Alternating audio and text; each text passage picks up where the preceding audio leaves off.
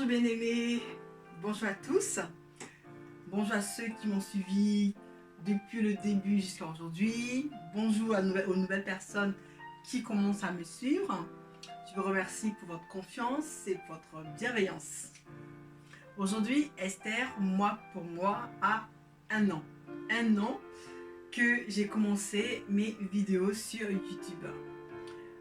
Vraiment, je regrette pas d'avoir m'être lancée, ne pas avoir écouté mes peurs, ne pas avoir écouté mes craintes, ne pas avoir écouté mes doutes, ne pas avoir attendu que tout soit parfait, que j'ai tout ce qu'il faut pour commencer mes vidéos. Vraiment, je remercie le Seigneur de m'avoir donné cette grâce, de m'être lancée, de m'accompagner pas à pas, de m'ouvrir les portes. Et aujourd'hui, le thème va être aussi vraiment exceptionnel. C'est un thème qui va être captivant. Je sens que vous allez apprécier. En tout cas, moi, j'ai hâte de commencer la vidéo parce que c'est un thème qui est spécial, un thème très spécial. Donc aujourd'hui, sur la chaîne Esther d'amour, le thème est très simple mais très efficace. Mon mari, le pasteur et moi. Oui, je sais, c'est un thème vraiment captivant, n'est-ce pas? Mon mari, le pasteur et moi. J'ai vraiment à cœur de parler de ça et j'ai vraiment hâte de savoir ce que vous en pensez vous. Dans la vie chrétienne, même avant la vie chrétienne, quand nos parents nous mettent au monde, filles et garçons, mais malheureusement on n'a pas les mêmes chances au début. Parce que les femmes, tout de suite, les jeunes filles qu'elles naissent, tout de suite, on les enseigne, on les éduque d'une manière orientée pour qu'elles soient une femme, une bonne épouse, une bonne femme de ménage, une bonne femme de maison, etc. D'accord? Alors que le jeune garçon, lui, on le laisse un peu en paix. On ne l'éduque pas de la même manière en fait. La femme, elle doit faire manger, elle doit savoir tenir la maison, elle doit savoir faire ceci, elle doit savoir faire cela. D'accord? Et on grandit comme ça et on a souvent l'expression qui dit une femme est beaucoup plus mûre qu'un homme. Hein. Une jeune fille de 20 ans n'a rien à voir avec un jeune homme de 20 ans. Elle est beaucoup plus mûre. Je me dis c'est un peu normal si les parents n'ont pas donné le même niveau d'information, le même niveau d'éducation, le même niveau d'enseignement. C'est un peu normal que le garçon il se sent un peu lésé. C'est un peu de la maltraitance. Hein. Un peu de la maltraitance parce qu'on ne peut pas exiger de la femme qu'elle soit entre guillemets parfaite et l'homme on le laisse oisif. Fais ta vie comme tu le sens. La femme on la stresse, on la met dans un espèce de but, de cocon. Et l'homme, il est libre, il sort comme il veut, il rentre comme il veut. La femme, on suivait ses entrées, ses sorties.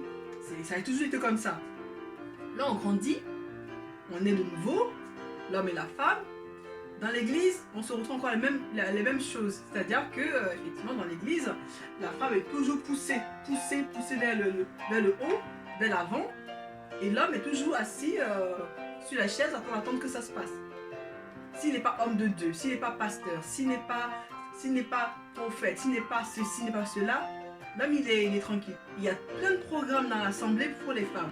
On a pas mal de panoplies d'activités pour la femme. Et l'homme, il n'y a pas de grand chose. Alors que la Bible déclare que l'autorité est donnée à l'homme. C'est l'homme qui est le patriarche du foyer. C'est l'homme qui est le leader, qui est le maître de maison. Et pourtant, dans l'assemblée, on pousse plutôt la femme vers des positions, vers des activités qui vont la mettre en avant. Dans la société, on a commencé à le faire depuis longtemps. Les femmes ont commencé à avoir des postes très haut placés. Les femmes maintenant font tout ce que l'homme peut faire, c'est pas une mauvaise chose. Hein. Les femmes font de la mécanique, de la robotique, monter une cuisine équipée toute seule. Elles sont capables de casser un mur. Maintenant, les hommes ils sont déstabilisés parce que là, c'est ça, c'était la chasse gardée. Maintenant, on le fait. C'est pas une mauvaise chose. Mais à un moment donné, on doit savoir, nous, sisters, que l'homme, il doit prendre sa place dans la maison pour qu'il y ait de l'équilibre. L'homme, souvent, il est appelé à amener l'argent à la maison. C'est-à-dire qu'il doit travailler très dur, avoir un boulot et travailler, aller au champ. Vraiment, il travaille très dur pour ramener de l'argent à la maison. De nos jours, la femme travaille, elle a aussi un salaire. Du coup, l'homme, il est où maintenant? La femme travaille maintenant, du coup, l'homme et la femme sont au même point. On essaie de les mettre à l'égalité. Mais c'est parce qu'on a l'égalité qu'on a les mêmes responsabilités dans le couple.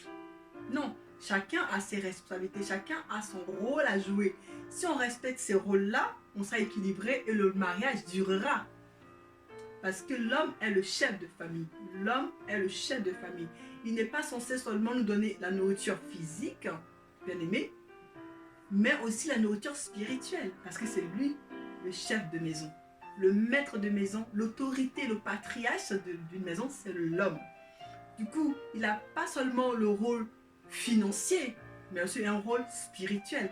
Parce que si l'homme délaisse, bien aimé, si nos conjoints, nos époux, nos maris, nos frères délaissent ce côté spirituel, effectivement, nous femmes, on ira voir les hommes de Dieu dehors. On n'écoutera que les pasteurs. Et ce que les pasteurs ont dit, c'est ce qu'on va répéter à la maison. S'il y a un souci, il y a un problème, je ne sais pas, à la maison et tout ça, ben on dira, ben, le pasteur a dit, 1, 2, 3, le pasteur a dit, 1, 2, 3, le pasteur ceci, le pasteur cela. À un moment donné, le frère il va se sentir un peu frustré parce qu'il a l'impression de vivre avec le pasteur dans sa maison. Le pasteur n'est pas seulement à l'église, mais aussi dans la maison. Parce que 1, 2, 3, sa femme cite le pasteur par-ci, le pasteur par-là. C'est pas agréable pour un frère. C'est pour ça que dans l'église, je pense que ce serait vraiment bien que les hommes soient vraiment enseignés. S'ils ont des lacunes au niveau de la vie spirituelle, qu'ils soient enseignés à donner aussi la nourriture spirituelle dans l'homme, les hommes, à leurs femmes. C'est important parce qu'ils doivent prendre leur place. Ils doivent prendre complètement leur place. C'est eux que Dieu a nous donné l'autorité pour que la maison roule, pour que la maison soit bénie.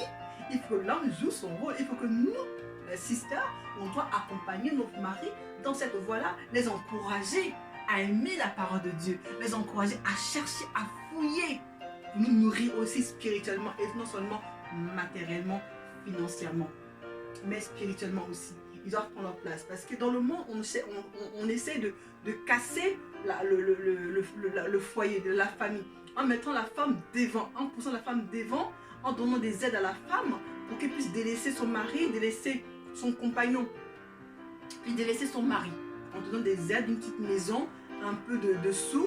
Et voilà, comme tu es femme seule, tu gagnes beaucoup plus. Donc du coup, il ne veut pas que tu t'embarrasses d'un homme qui ne t'arrange pas. Du coup, tu vas l'éjecter pour continuer à avoir ces aides-là et être femme seule. Mais femme seule, ça ne t'honore pas, ça ne nous honore pas. Que statistiques, pour étayer mes dires, pour que vous puissiez comprendre que la cellule familiale n'est pas une priorité pour ce monde.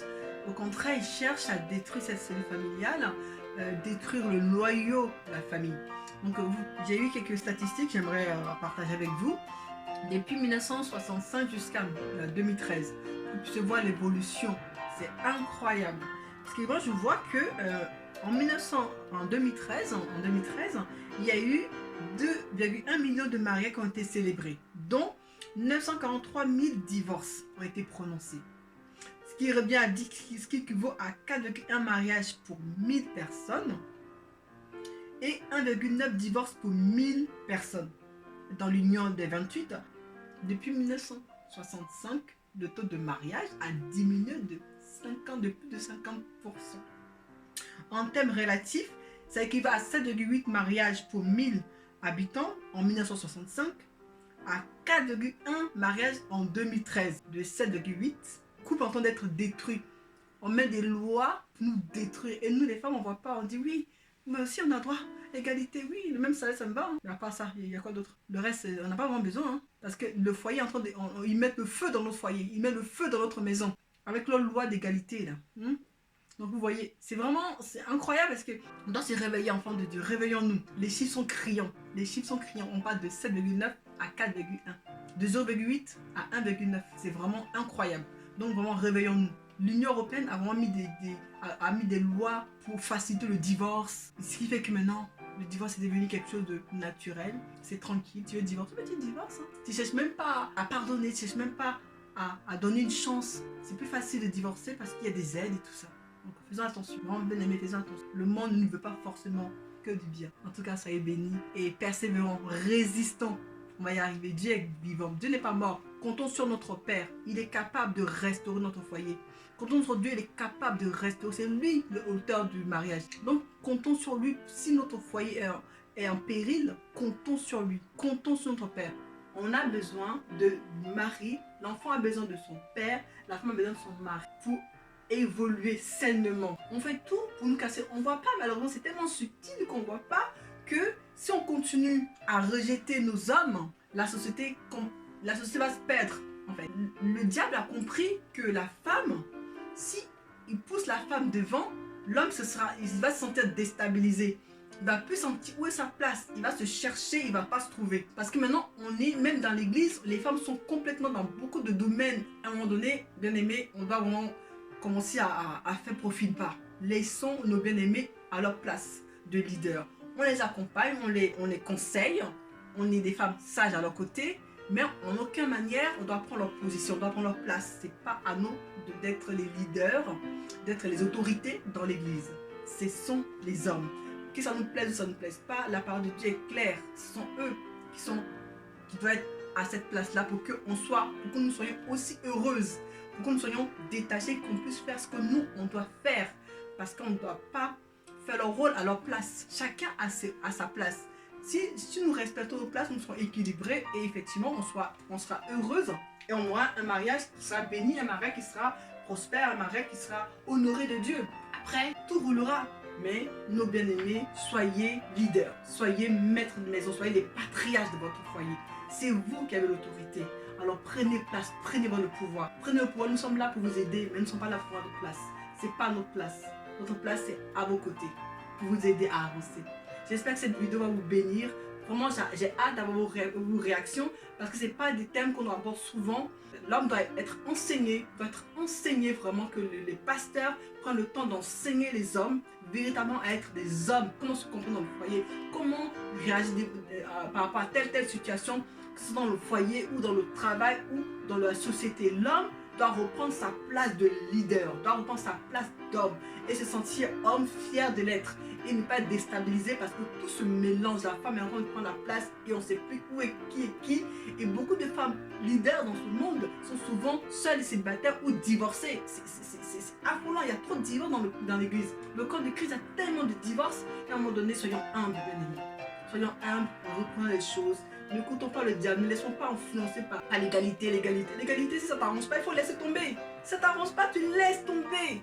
Ça ne nous arrange pas. Dieu sait pourquoi il a mis l'homme leader et nous à côté. C'est pas pour rien. Si on veut être devant, ça va. Il y aura un peu de sable dans la machine, donc du coup, ça ne pourra pas marcher comme il faut.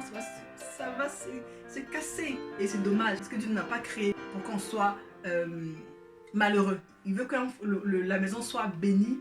Et pour qu'elle soit bénie, nous soyons vraiment être des femmes sages et respectueuses de nos maris. Soyez bénis. À très bientôt sur la chaîne Esther d'Amour.